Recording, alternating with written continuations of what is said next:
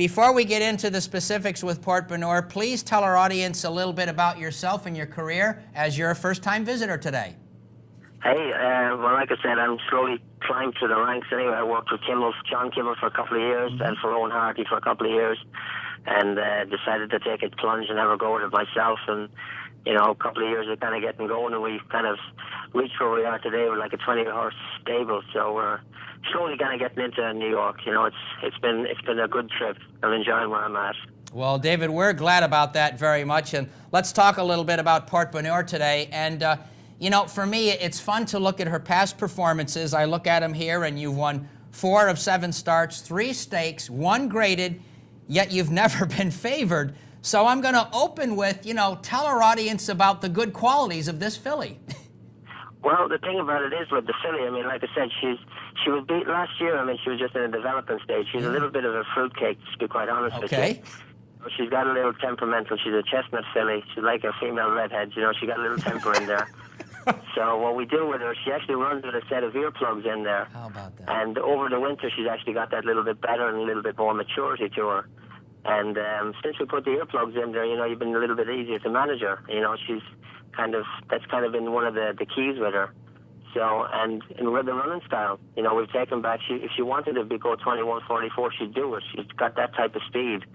But we found that she's so much better when you just take her back off the pace and just kind of give her a chance. And she's proven to be a little bit more versatile that way, you know. So, and it sets up pretty good for her today. You know, like I said, you're taking on the best. There's no two ways about it. Yeah. But I'm doing well, and I think she deserves a chance based on her form. That's a very interesting remark. You actually answered one of my questions. You don't seem to ask her for speed, but she sure does have it when you need it, doesn't she? Yeah. Like I said, the mistake I made was last year at Belmar at Saratoga. I mean, she was working so good in the morning, and I hadn't had a winner in Saratoga last year. And she was doing so good, I said, oh, this is going to be my first winner. And I went up there, and I kind of said to Rafael Beran, I said, you jump out, she said, you put her on the lead and don't look back. And, you know, she ran herself into the ground, basically. So I came back, and I licked my wounds, and I kind of regrouped with her, and she proved to be good back at Belmont. So we took her back off the pace, and she proved to then, from then on, that's what we've been doing with her. So... David, David, you said a few minutes ago, you talked about her idiosyncrasies and how difficult she's been. As she's gotten older, when you take her out to train her in the morning, is that routine getting better for you? To a certain extent. I mean, like I said, she's got an air of confidence about herself right now. And like I said, anytime they're winning like this, they're getting that little bit more confident, and it becomes a little easier. But, you know, it's like I said, it's like any woman. They're not going to change their ways. You just work with them, you know. I love it. I love it. Dave, you are coming off an upset win in the Grade 3 victory ride at Saratoga on Travers Day.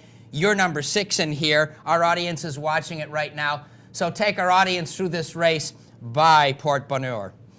Well, like I said, Ramon had ridden her in the Flanders, and basically he knew her from at that stage.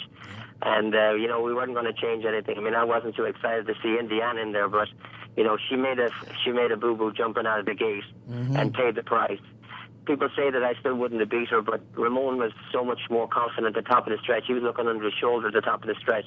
He knew he had the beating of her, whether she had stumbled at the start and made a little, you know, made that kind of premature move that she doesn't usually make. But I think at the 6.5 is where the reason why I'm excited about running today is because the 6.5 I think is going to be even better for her because she's got a very high cruising speed.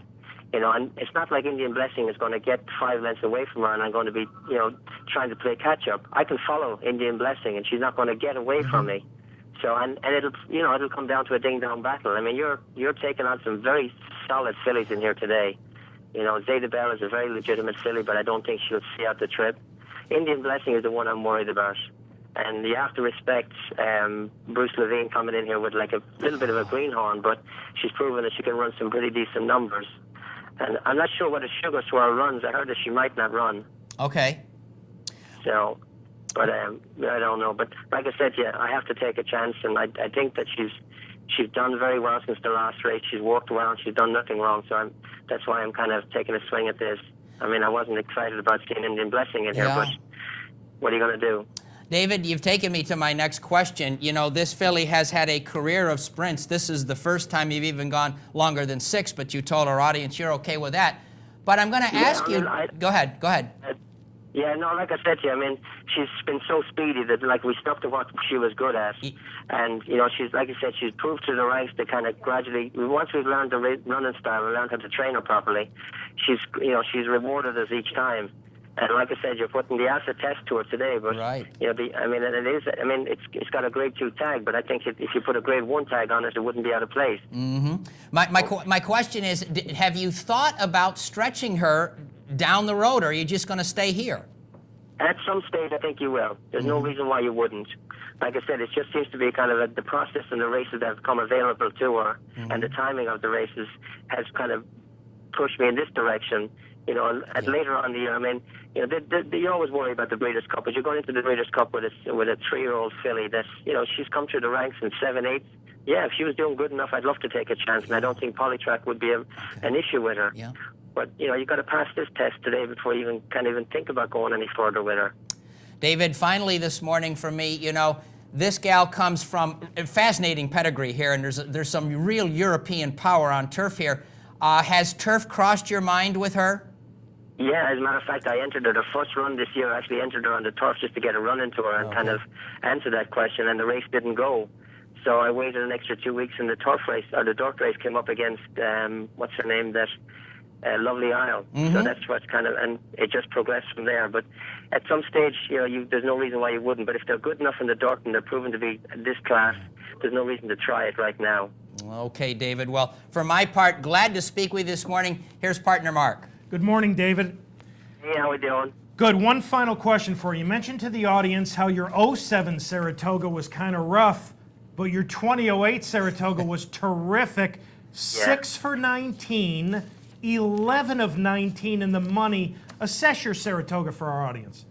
Well, I went up to Saratoga hoping I'd have a winner. That's basically how I went into it. I knew the horses were doing well, but as you know, I mean, you'll speak to 20 trainers on the backside, and they'll tell you every time they go to Saratoga, they think they're going to win. So I went up with low expectations, and it was one of those things where things just hit a roll. It's like, you know, the horses were doing well at the right time, and they had conditions, and they were, and got lucky. There's no two ways about it. And we had like young fillies like this coming along the 1-2 races with Indian Delight, who was kind of progressing well, and she won and was second. You know, and Cagey Girl, who you're blazing, you know, she hated to get on the 87 to come down here. I mean, she just thrived at the racetrack. Yeah. So, you know, like I said, it was a breakout kind of meet for me, and people know who you are right now, but it's been great. There's no other way to describe it. There's a smile on my face you wouldn't get off if you tried to chisel it off. All right, great. That's wonderful. David, congratulations on a great Saratoga meet. All the best this afternoon with Port Bonheur, and we thank you for having joined us this morning on Down the Stretch. Pleasure, anytime. Thank you very much. Thank you very much, Duggan, David. Ladies and gentlemen, thanks. This is a very interesting filly. She won twice at Saratoga, at 7.5 to 1 and 11 to 1. She was my second choice, both races. How about that? Yeah, yeah. He had a terrific Saratoga meet. All right, we are up to our final break on this morning's edition of the program, and thank you so much for having joined us.